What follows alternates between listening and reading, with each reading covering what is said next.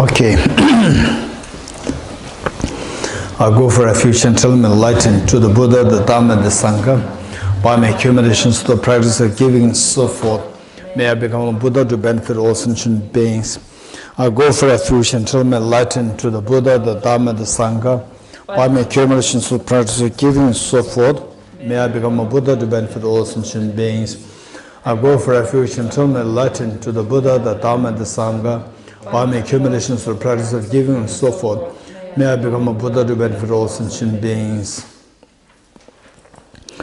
Om ye dharma hetu prabhavam hetum tesham tathagato yavatat tesham chayo nirodha evam vati mahashramanaya swaha. Om ye dharma hetu prabhavam hetum tesham tathagato yavatat tesham chayo nirodha evam vati mahashramanaya swaha. Om ye dharma hetu prabhavam hetum tesham tathagato yavatat tesham chayo nirodha evam vati mahashramanaya swaha.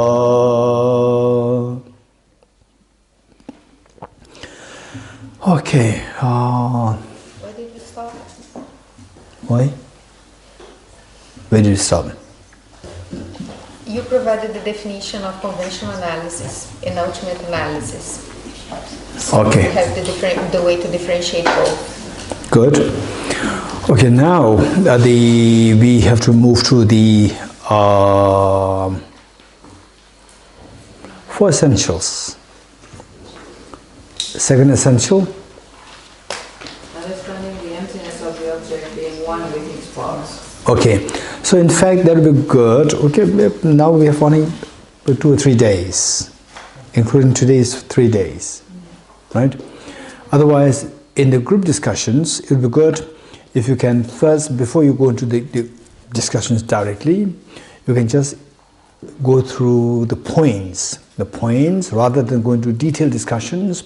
Say what points covered in the class. Let people remember. And what are the 4 essentials? Let people say this.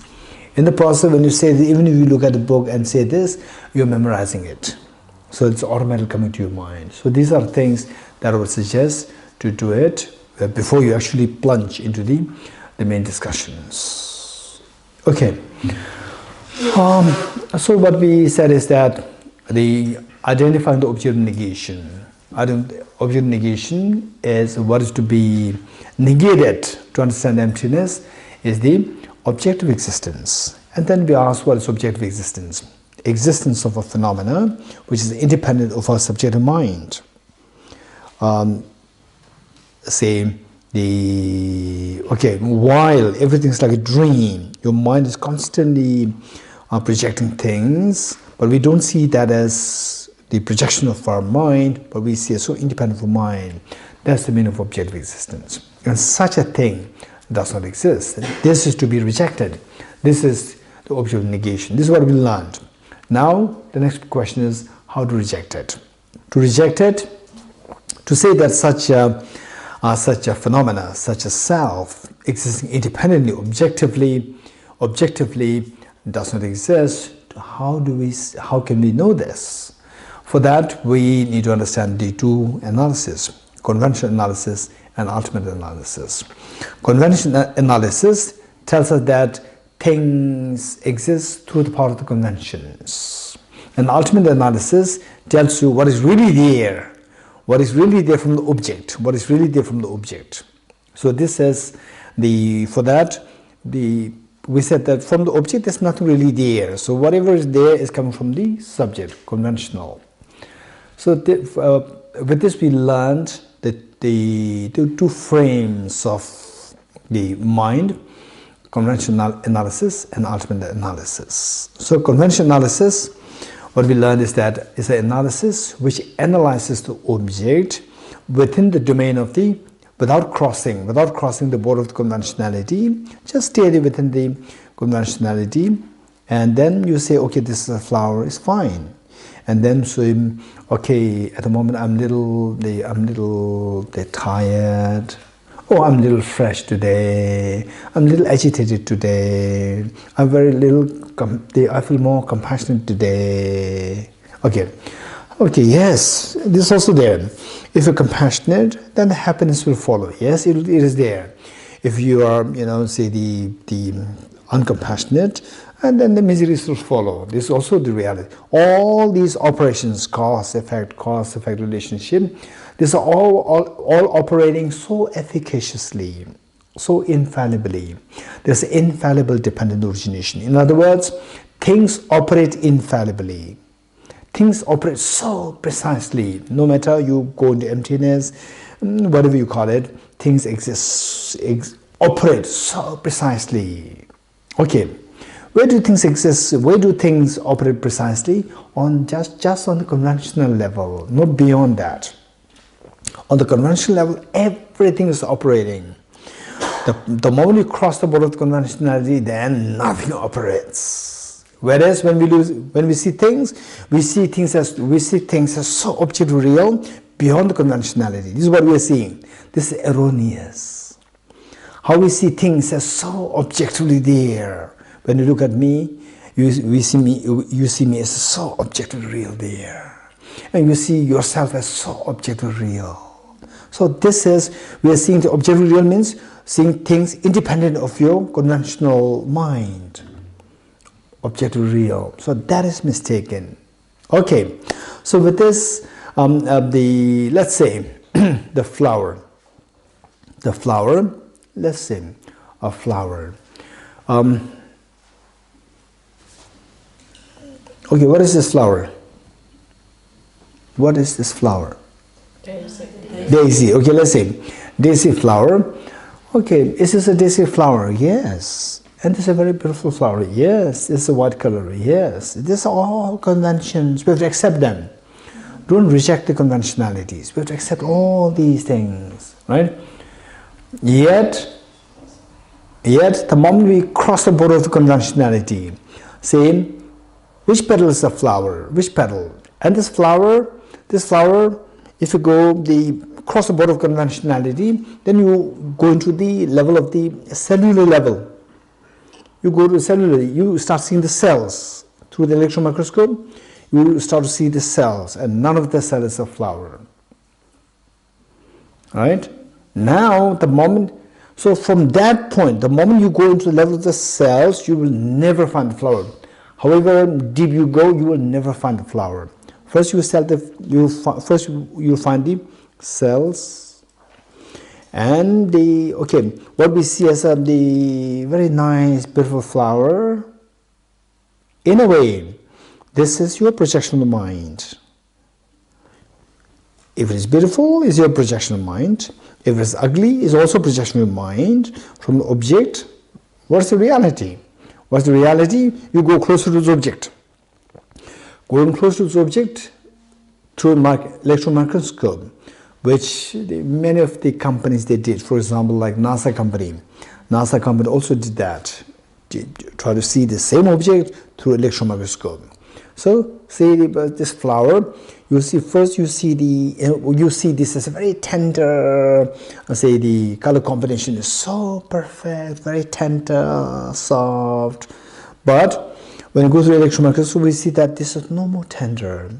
It's like have you seen the land, the dry land, mud, when it becomes dry, it becomes cracky. So you see that this is nothing but very cracky. when you look at this with naked eyes, you don't see this cracky. It's so beautiful, it's so the perfect, evenly, and the tender, the texture is so tender, beautiful color combination. But when you see it more closely, you see that it's not that tender. We said it's just the cracks. For example, say my hand, particularly my hands when I was 7 years old. It's so cute. My hands were so cute, so beautiful. Now not that beautiful. 7 years old, my hands were so. I remember one day. Okay, I don't want to go into this detail. It was so nice, so beautiful. I was so amazed with my own hands. It's just a projection, my own mind.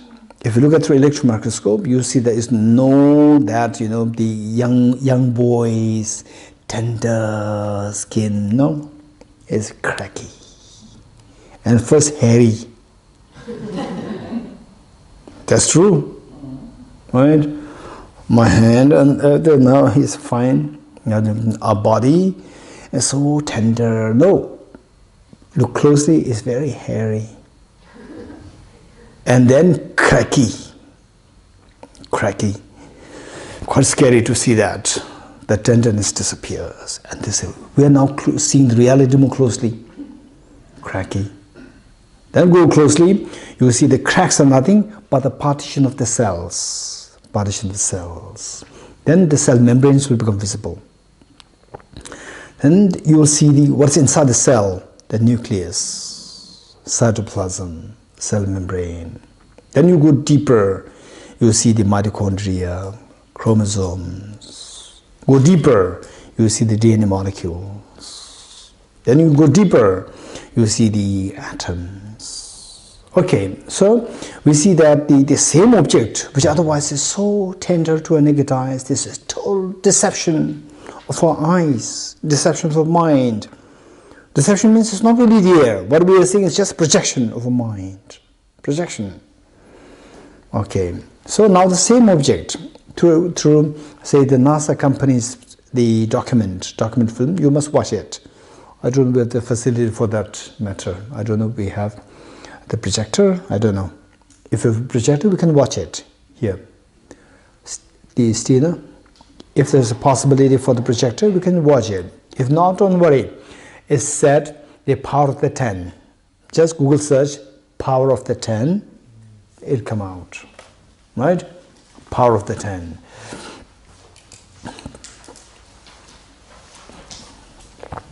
Power of the 10.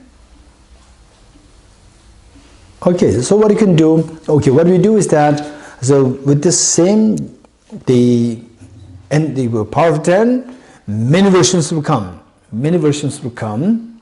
Some with the leaf. The one by NASA is on a leaf.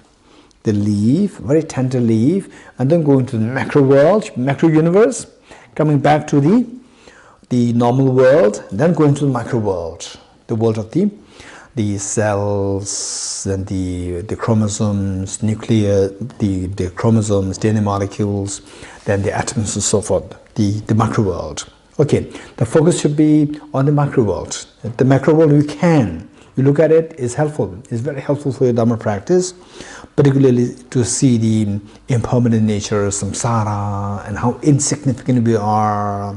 We all see this from the macro, seeing the world in the macro form, and then seeing the microcosm of the reality beyond the subtler than the way we see things the normal way, the leaves and so forth. So this one. And then the other versions, like, you know, somebody, you know, a person's hand, somebody just lying on the lawn, and they put the hands like this, then the hand zoomed in, and then you see the beautiful hand is no more a beautiful hand, it's hairy, cracky, then the cells, nucleus, chromosomes, DNA molecules, atom, you go like this. And this is reality. Reality. What we are seeing is very different. This is just purely projection of our mind. It's not really there. What we are seeing is not really there. Okay. This one. Then the other versions are there. There are many versions. Just the Google search 10 to the power of 10. There are many versions. Try to get the, if possible, try to get the correct one. Some of them did with the eyes. Eyeballs, we see the eyes. Oh, so nice eyes. The most beautiful eyes. There's nothing beautiful there. You get is the first of all the veins are visible. The veins, very scary. Right? The doctors, right? There are two doctors. How many doctors are here? There, one doctor here, two doctors are here. Any more doctors? Huh? One is here, one is there. Raise hand. Yes, over there. Okay, any more doctors here? Okay, so there are many versions. There are many versions. You can watch all of them. Okay. So the focus that I like you to the focus on, the points that I like you to focus on is with the same flower, focus on 3 points. And later on you can focus on as many points. I personally would suggest for the time being 3 points. How the same object can trigger three opposing emotions. 3 opposing emotions. Same. When you look at this with the naked eyes, you see it's very pleasant, very nice flower. You see it's a very tender flower. And then what is the emotional reaction? Very pleasant feeling comes to you. Very pleasant feeling. You're being pulled by the object. You simply have to look at it more closely. So this is the pull. The pull happens. The same object seen more closely through electron microscope, and then you see the chromosomes. The way I learned chromosomes in school was very simple chromosomes like X, like this. The real chromosome that you see through electron microscope is like snake, brownish striped snakes like this. It's very repulsive. You see that, the earlier feeling of appeal disappears. Even the first perception changes. A beautiful flower disappeared, and the very repulsive snake structure, like brownish striped snake structure, comes into view. The same object comes into view. And what corresponding emotional reaction is aversion arises. Aversion arises, number 2. Then even this aversion, what made you to have the aversion is because of seeing that as a repulsive, the striped brownish snake. Even that is also mental projection. You go further, you see that this is not really a brownish snake-like structure. It's just the DNA molecule, the chain, DNA molecules. There's nothing really there as repulsive. Then you go further down, then you see the atoms. When it comes to level of atoms, atoms are not beautiful, atoms are not ugly. Right? They're neutral. So what is the emotional reaction? Emotional reaction is very neutral. Now the same object, how you see this triggers 3 different emotions. One is involuntary pull, which is attachment. Attachment is involuntary pull towards the object. Number 2 is the aversion, involuntary push. Involuntary push happens, number 2. Number 3 is neutral. No pull, no push, neutral. 3 different emotions arise from the same object. Okay. So from this we see that, okay, actually, what I'm seeing in the world is very deceptive. What I see is so nice, what I see is so unnice. These are all the projection of my own mind. Okay, keeping this in the mind, now we go to the essential number 2, 3, and 4. Okay, what is essential number 2? Huh? Essential of understanding the emptiness of the objects being one with its parts. Okay, now what we do is that if this flower, okay, let's see the self. Okay, let us all sit up properly.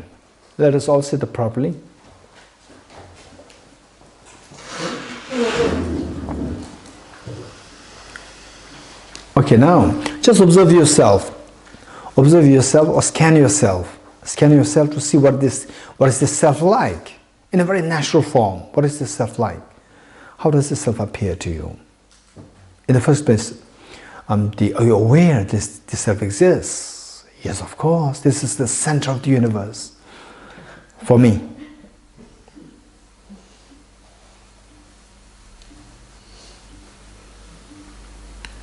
Next, how does this self appear to you? As objective real or as subjective real? I'm not asking how does this self exist. My question is how does this self appear to exist? Objective real or subjective real? Of course, objective is so solid-defined, so objectified, so well-defined, out there from its own side, so independent of my mind. Okay, this is how this self appears. Fine. Now, if this self does exist objectively, what we said is that seeing the self as objectively real, this is mistake. Self is not really from the objects, it's a projection of your mind. Your mind is projecting it. On the contrary, we see it as coming from the object. We don't see it as being projected by mind. So a self existing independent of the projection of mind is known as objective existence of a self. And this is deceptive. And believing that such a self exists, this is self-grasping ignorance. How can I know this? How can I know that this self, how I perceive as a self, since time immemorial till now, does not exist this way? Okay, for that, if the self does exist from the object side, remember what Aranagarjuna said in his text, Precious Garland. If the mirage were to be water, why not those close by the mirage see water? Okay, let us all say this 3 times together. These 2 lines are so powerful and extremely beneficial for us. If the mirage were to be water, why not those close by the mirage see water? If the mirage were to be water, why not those close by the mirage see water? If the mirage were to be water, why not those close by the mirage see water? Okay, with this same token of reasoning, you apply this to the self. If this self would exist objectively, why don't I see this self as I go closer to this object? Okay, now, tell me, say you are 1 kilometer away from me and you see me in water. You see me in water. And how will you evaluate that I'm really in water, or what are you seeing? What you're seeing as water is mirage. How do you evaluate that? How would you evaluate that? Anybody? Hey? Huh? Getting closer. Getting closer. Go towards the place from where the water, from where it appeared as water. Go closer to there and thank you. Okay. You have a tissue? I just need to reach it. You know, female's back. It's got everything. Thank you. Finish back is everything. Bodhicitta is there. Bodhicitta, Vishnu, Empress, everything's there. Thank you. Okay.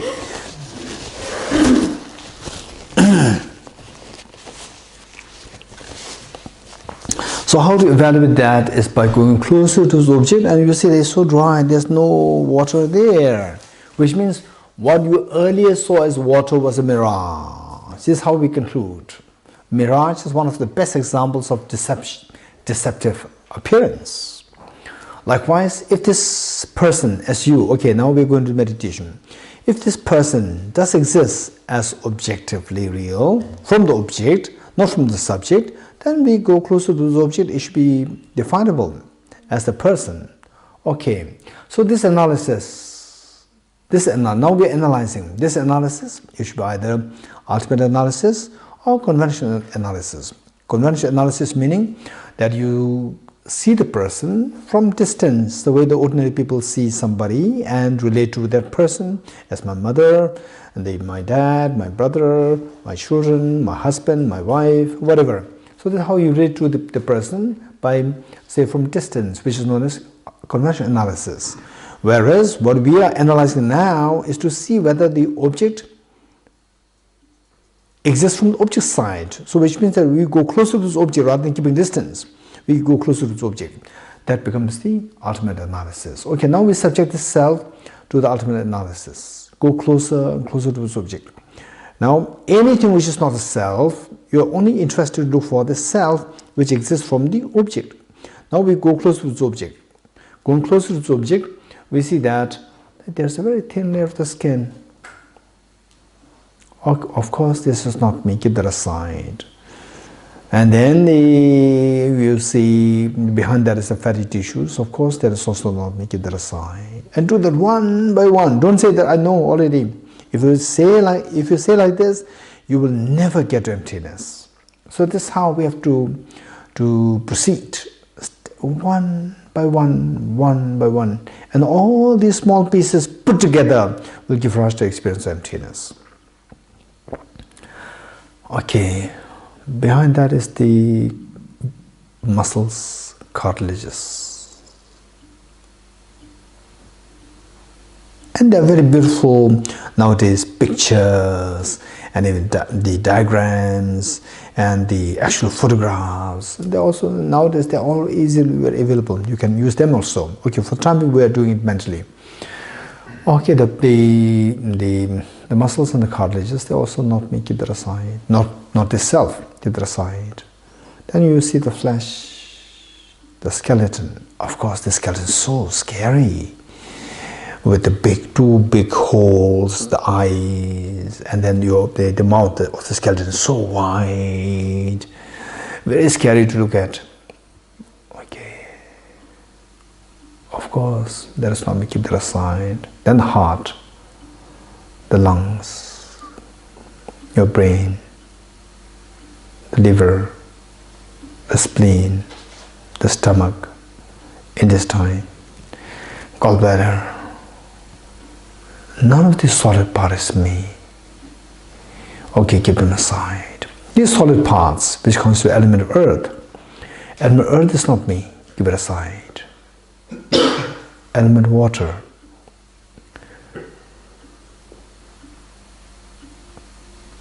Four liters on average, 4 liters of blood which is pumped in and out by the heart with different parts of the body.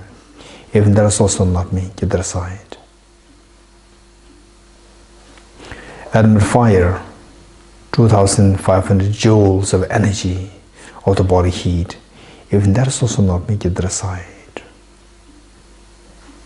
Element air, 6 to 8 liters of the air which should be breathed in and out through your lungs. Even that is also not me, keep that aside. Element space, 99.999% of the whole body is constituted of this space, empty space. And I'm a solid person, the space vacuum in nature. Even that is also not me, keep that aside. What is left now? Just the mind is left, or consciousness is left. And I'm a male, I'm a female. The gender is posited on the basis of the body. The mind does not have a gender. Gender is posited on the basis of the body. So therefore, even this mind is also not me. And people can see me, but cannot see my mind. So even this mind is also not me. Element of consciousness is also not me. Keep that aside. Okay. Now, subjecting the self to the ultimate analysis, what do you see as you go too close to this object? To see for this objective existent person, you go too close to the object, you end up seeing the 6 elements. Now tell me, which of the 6 elements is the person? None.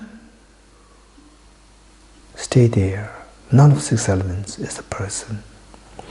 If you understand this is the meaning of the second essential. Essential of understanding the emptiness of the objects being one with its parts. Object meaning the self is not one with its parts. Parts here, the 6 elements.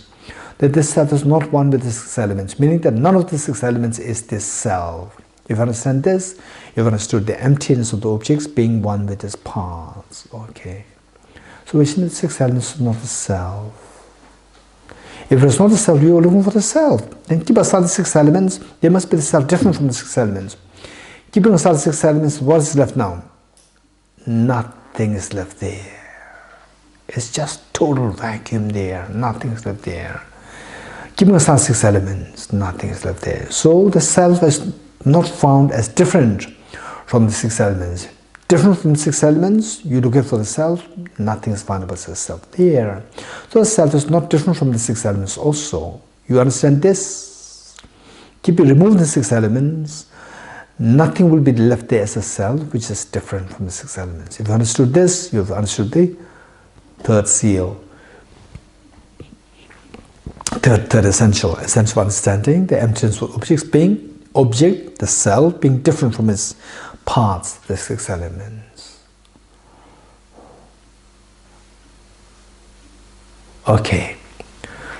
From the object, now there are only 2 options. Either 6 elements should be the self, or keeping aside the 6 elements, different from the 6 elements, they should be the self, none of which is true. Therefore, from the object, what is there? If these two are not true, the self is not findable with these 2 options, then for sure, from the object side, it's clear indication that from the object side, nothing is there. If you understand this, you've understood the 4th seal, 4th essential. Essential understanding the pervasion, that anything which is empty of being one with, and different from its parts, entails means that the object is empty of objective existence. From the object, there's nothing there as a self. Okay, if you understood this, you've understood the 4th essential. Okay, now what have you realized? I've realized that from the object, there's nothing there. I've realized the emptiness of objective existence of the self. Emptiness of objective existence of self. This is what you've realized, yes? So what is this mind which does this analysis? This is the ultimate analysis. What is found by the ultimate analysis is the ultimate truth. So, emptiness of what you've discovered is emptiness of objective existence of the object, which is the self.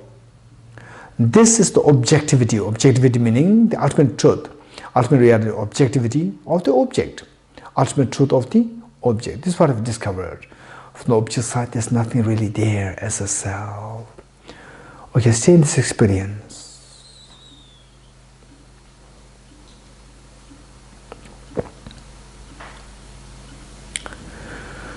Okay, now come out of the meditation. Come out. Come out. Come out. Okay, now I have some questions to you. Ready? No.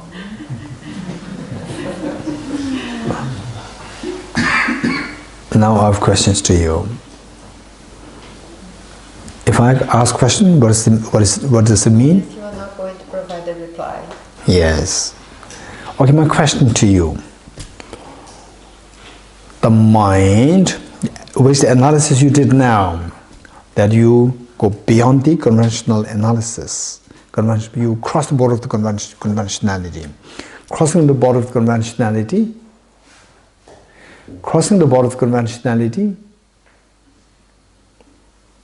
the analysis which crosses the border of conventionality is what analysis? Ultimate analysis. Okay. So this analysis that we did now, is that ultimate analysis or conventional analysis? Ultimate analysis. Okay. In this analysis, we have found the 6 elements. You find that you are nothing but made of 6 elements. You found that? Okay. So the mind which realizes it's just the 6 elements, not the 6 elements, it's the self. It's just the 6 elements. Okay. The mind which found the 6 elements, is this ultimate analysis or conventional analysis? What analysis is? The mind which found the 6 elements. Ultimate analysis. Okay, this mind, now the self disappears. You cross the border of conventionality, self will never, you will never find the self. The self disappeared with this analysis. It doesn't mean the self is not there, self is there. But with respect to your analysis, the self disappeared. With respect to your analysis, the self disappeared. And what you found is, you found the 6 elements. Okay, and you are meditating. So this meditation to see the 6 elements, is this the meditation of emptiness? I would say yes. Yes.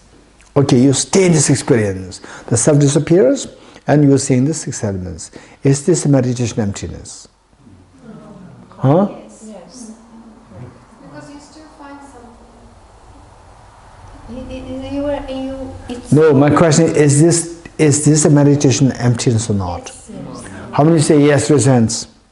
Emptiness of what? Emptiness of the self. Is this a meditation of emptiness of the self? Yeah. Raise hands, not half, complete, full. 1, 2, 3, 4, 5, 6, 7, 8, 9, 10, 11, 12, 13, 14, 15, 16, 17, 18, 19, 20. 20 people will be subject to penalty. Okay, tell me, this analysis, what is this analysis seeing? Ultimate. What is this seeing? Huh? What were you seeing? 6 elements. 6 elements are positive or negative phenomena?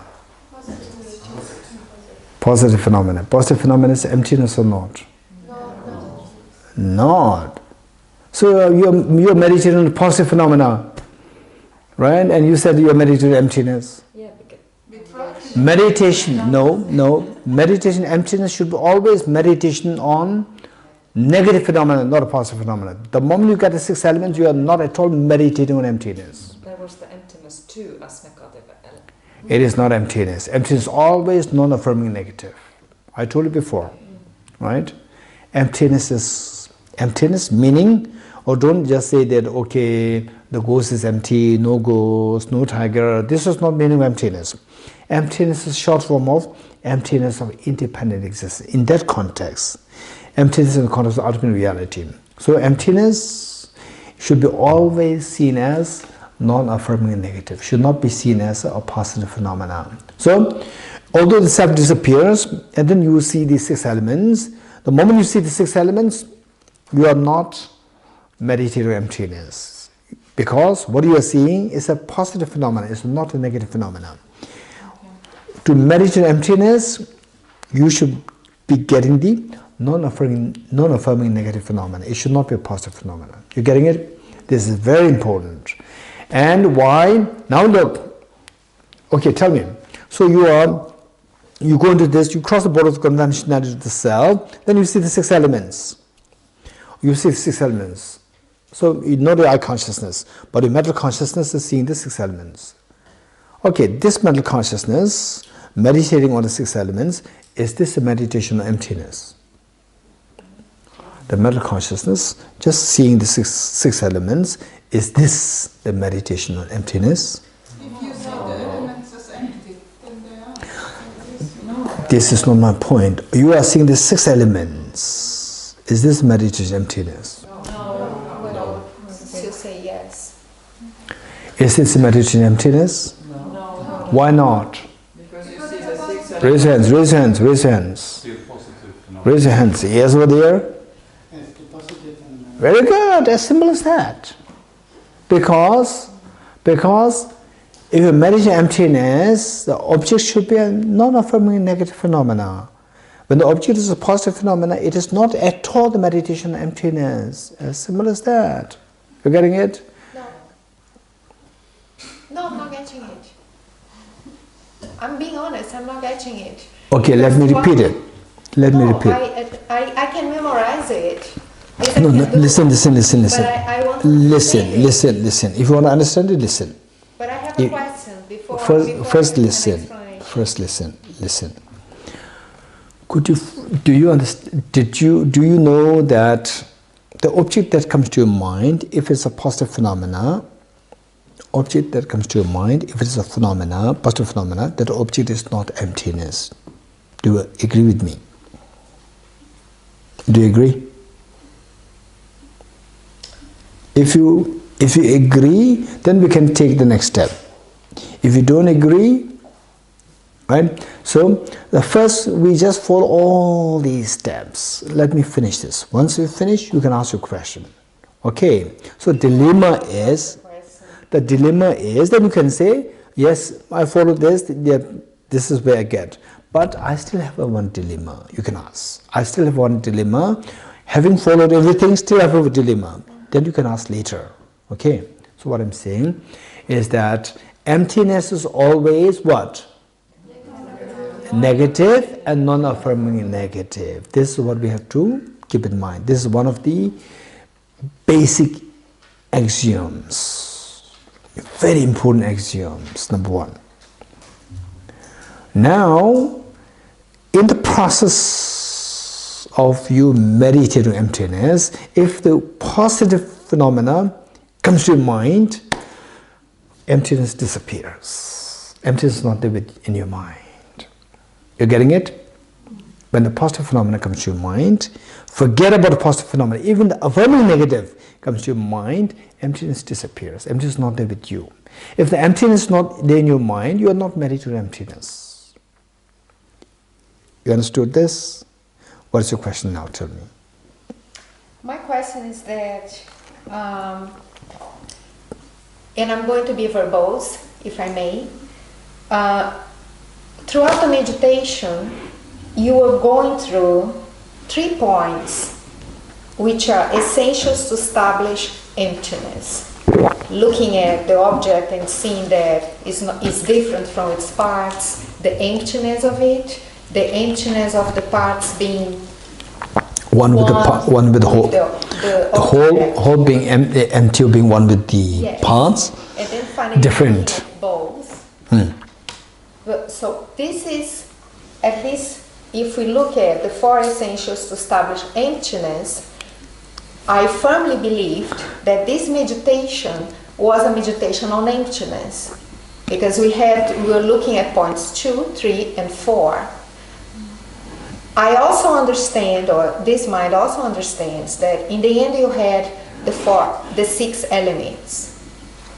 But then, to take away that it's not even a meditation on emptiness, for me, this is a contradiction. Okay. Sorry, to this logical, to this mind is a contradiction. And then I don't really understand if this was a meditation on emptiness or not. Okay, so you know where I'm coming from? Yes. Okay. No. Yeah, I think it's easy to see like 2 parts on that meditation, or at least I did. I don't know if you wanted me to do it, but first I was having the 6th part, and then comes the conclusion that there is no me, nothing. And this part I find like a little bit like a meditation on emptiness. Very good. So that's why I said. By the way, meditation. Okay, what Nana said is perfect. What Amelia said, did you all hear that? We must hear that. This is very important. What she said is very important. In a way, what Amelia is saying is that in the first place, we said, I'm going to meditate how This is how we began. And the whole process, right, the whole process, if it's not meditating emptiness, then what's the point of the how we started and what we did is very different. How we started meditation, let's meditate emptiness. And then what we meditate is not emptiness meditation. So this contradiction is what she's saying. You getting it? Okay. So the thing is like saying that, okay, let's say cheesecake. I like that. Cheesecake, and on the cheesecake you put some berries, right? Berries. Okay, I like to enjoy cheesecake. Then you cut the cheesecake, and then one berry fell. And you eat this berry, right? The second part, this very small part, eating the berry, is that a cheesecake or not? That is not a cheesecake. But you said, I'm going to enjoy cheesecake. And if this is not a cheesecake, then how you start is wrong. You say, I'm going to enjoy cheesecake. Overall, listen. Overall, we say that I'm going to meditate emptiness. Overall. You getting it? Overall. Within this meditation, we can switch the ultimate analysis to the conventional analysis, ultimate analysis. It can be done very fast. Within that, there are so many elements. Right? Okay, we're going to work for 2 hours. But in between you take rest. You're getting it? It doesn't mean that full-fledged 2 hours. There can be short rests once in a while. Likewise, say the overall, we say we can in a loose and overall. In a loose sense, we can say this meditation empty. Overall, I'm not talking about the overall. I'm taking a small piece. Small piece. When you are seeing the 6 elements, that part, are you meditating on emptiness? This is my question. That part. That's not emptiness. That is not emptiness. You're getting it? That is not emptiness. That part. Otherwise, say you start meditation from 1:30 till like 1:40, 10 minutes. So hold this overall, we call it meditation emptiness. Within that, there are segments which are not meditation emptiness. You're getting it? Seeing the 6 elements, this is not a meditation emptiness. You're getting seeing the 6 elements. That part is not meditation emptiness.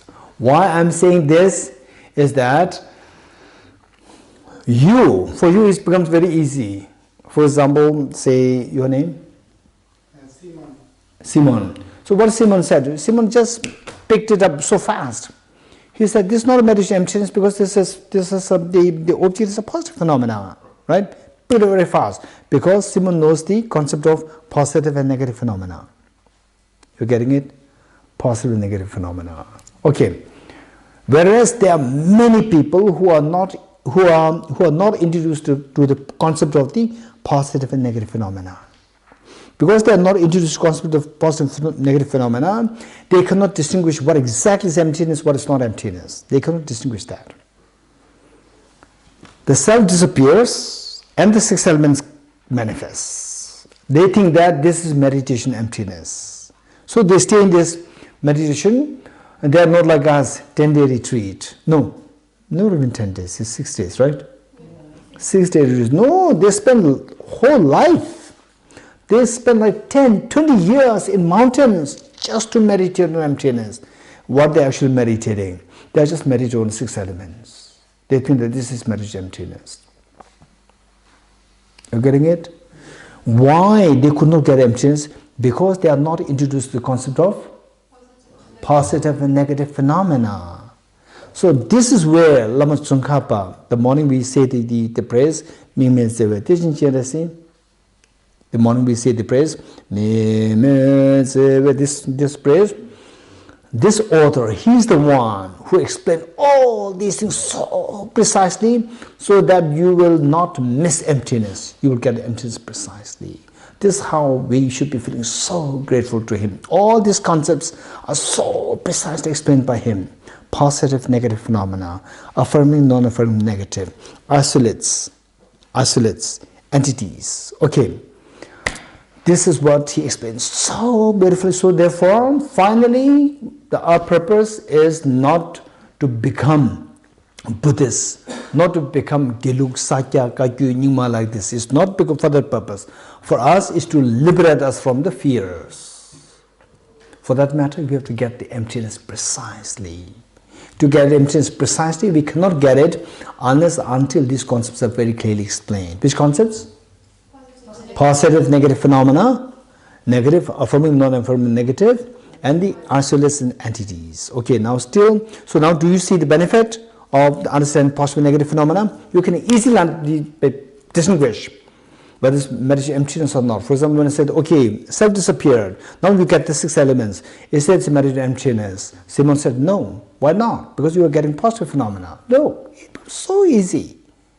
Whereas, this is so easy because of the kindness of Lama Tsongkhapa. If this concept is not introduced, there are many people. It's not. I'm not exaggerating. There are many practitioners who spend their 20, 30, 40 years in the mountains meditating, meant to be meditative emptiness, they just stay in this positive phenomena and they think that this meditative emptiness. This is where the things can go wrong when we do not have the extensive studies. So therefore, extensive studies is so precious, and the correct studies, not just you read law, this is not extensive studies. Correct extensive studies, so precious, number one. Okay, number two.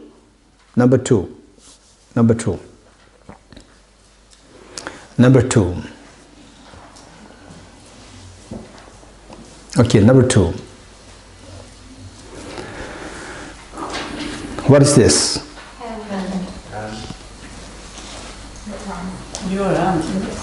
Well, it can be a hand, it can be... Okay, look. Why I'm asking this question? You may think that just he's always like, be raising hands, flowers, very simple things. No. Look, this reflects our addiction to looking at seeing positive phenomena. Hand is positive or negative? Hand is positive. Hand is positive. Hand is always positive. Hand is positive. Non-hand is negative. When I raise my hand, it is not only hand. There are so many negative phenomena also there. Absence of tiger is there. Right? What is this? Absence of tiger. It's also correct. What is this? Absence of flower. No flower in your hand. Absence of flower. It's also correct. Right? There are so innumerable negative phenomena there. You picked up positive phenomena. You're getting it? This is how our mind is addicted to looking at just picking up positive phenomena. Our mind is so incapable of picking up the negative phenomena, particularly the non-affirming negative phenomena. We are not at all used to that. Because of which, when you meditate on emptiness of the self, right, self disappears, and the six elements come. Six elements are positive phenomena. Instantly, your mind will pick up the six elements. Your mind will not pick up the absence of the objective existence of the self. Your mind will not pick up that. Your mind will be just picking up the positive phenomena. You're getting it? So this is how our mind is so addicted to picking up positive phenomena. Because of which, you meditate on emptiness, you cannot meditate on emptiness even for, say, longer than 1/10 of a second. You cannot meditate. Because instantly, a positive phenomenon will come to your mind. And then you think that you meditate on emptiness. This is where we are going wrong. So therefore, the next point is how to sustain experience of the non-affirming negative. How to sustain the experience of non-affirming negative. Our mind can easily switch to positive phenomena, right? Right? I tell you, okay, is there a flower in my hand? What is the answer? If my question is very precise, is there a flower in my hand? What is the answer? No. Right? If there's no flower, then what do you see? You see hand. You will not say absence of flower. You will not say that. Hand is a positive phenomena. Absence of flower is negative phenomena. While both are true, you switch to the positive phenomena. This is how mind is so addicted to seeing positive phenomena. So therefore, say meditating, the shamatha meditation, single pointed meditation, all these things, as compared to emptiness meditation, they're very simple. They're very easy. Because somehow you have a positive phenomena as your object. Either the breath is a positive phenomena, or sensation is a positive phenomena, right? Or say in the awareness, even your awareness, your own awareness, even that is also a positive phenomena. I have another question. Okay, first listen. This is very important. Don't dwell on other thoughts. This is a very important point. You're getting it? Even the awareness is a very precious meditation. Just be aware of your own awareness. It's very precious, but awareness is a positive phenomena. Awareness is a positive or negative phenomena? Positive phenomena. This is not at all intense meditation emptiness. And many people think that this is the ultimate meditation. This is a very precious meditation, but it's not the ultimate. You're getting it? So therefore, These skills, unless until you study extensively, you study the correct teachings, you will not get these. These you will find given by Lama Tsongkhapa. You're getting it? I do not mean to say that the other teachers, they don't say this. For example, say Jesu Milarepa, he did not really go through extensive studies like the way we are doing, right? I'm sure he did not even, study the way we did. So, say within this 4 or 5 days, so extensively, he did not go through these trainings. But he realized emptiness. We can't expect, right?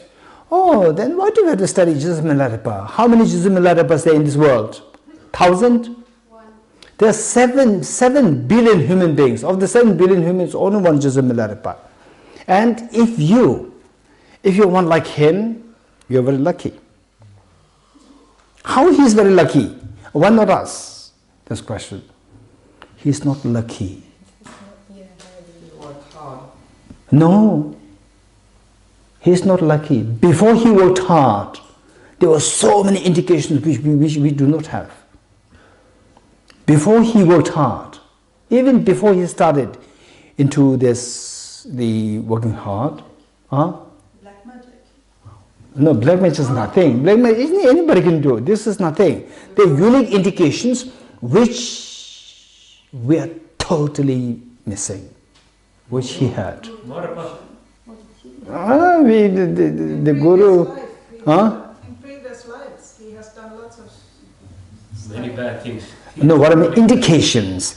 Indication we do not know that he studied in the past, but the indications are there. What indications were there? That he was a very special one. He found the teacher. Teacher, everybody, Jesu Marba himself has so many students. The same teacher has so many teachers, but the students, of the students, there was only one Jesu Milarepa. Teachers, all these students, they met the same teacher.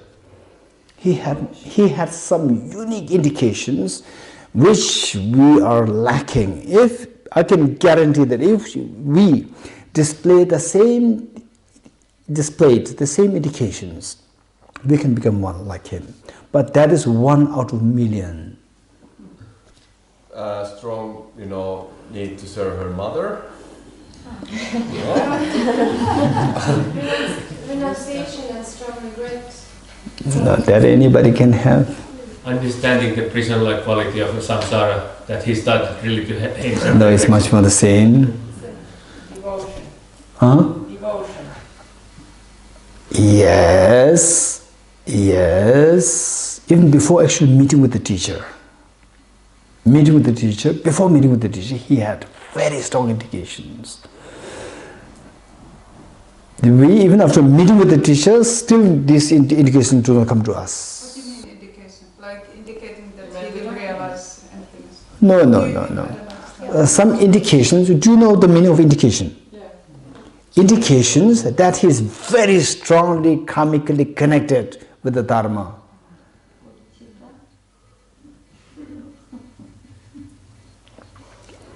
When he heard the Guru's name, before he met the Guru, when he heard his teacher's name, he could not control his tears. He was choking. He could not control his tears. Right? And then, actually, when they met with the teacher was beating him terribly. Still, he was not losing faith. Guru devotion. How come that he has such a strong, for example, today, for us, forget about beating, right? Forget about beating, say, what a stupid girl you are, what a stupid boy you are. A teacher say like this, finish, bye-bye. Lucky if the teacher's not sued, right? Lucky if the teacher's not sued. Otherwise say, bye-bye, thank you, too much. Right? Where he was bitten, terribly bitten, still struggling, terribly bitten, still struggling, right? Never ever loss of faith. Today, so easy to lose faith. None of these indications are within us. So how can we expect How come that he had these indications? Was that it? From the past lives. So he was already trained in all these extensive studies, all these things from the past. For example, in the monastic universities, you go, the relationship with the teacher and student is so beautiful. So beautiful. Relation between teacher and student. So the point is that so these people who are trained like this, in the next life, they're born, next life, ultimately they will become like Jismilaripa. They will display these qualities, unwavering faith and devotion. Right? Okay. Why I said this? Okay, positive, negative phenomena. Okay, the meditation. So next part, the question is as to how to sustain this experience. How to sustain experience of non-affirming and negative phenomena. How to sustain this non-affirming while our mind is addicted to seeing positive things. Instantly our mind will switch from the non-affirming negative to the positive phenomena. Instantly, because our mind is so addicted, right? Our mind is so addicted to seeing positive phenomena. If I say, what is this? You will say book. What is this? You will say pen. Or what is this? Hand. What is this? Flower. You will never talk about a non-affirming negative. Everything positive. What you see, what you hear, what you dream, everything is a positive phenomenon. As long as we see the positive phenomenon, this is our addiction. As long as we undo this addiction to see the negative phenomena as well, not only negative, but non-affirming negative, there's no way. No matter how intense you do other meditations, will never take even close to the nirvana. Forget about Buddhahood. Nirvana is far away. Okay, so now the point is that it is not to denigrate other teachings. Other teachings are very important. Very important. For example, your two hands. Both the hands are important. It is not that emptiness is very important, others are useless. No, others are important, emptiness is useless. No, both are required. All sides are required. So we should have a blueprint of the complete picture of the Dharma practice. Okay, so next question is how to sustain that experience. We'll stop here. Tiyatha Om Gati Gati Paragati Parasamgati Bodhisvaha Tiyatha Om Gati Gati Paragati Parasamgati Bodhisvaha Tiyatha Om Gati Gati Paragati Parasamgati Bodhisvaha Tiyatha Om Gati Gati Paragati Parasamgati Bodhisvaha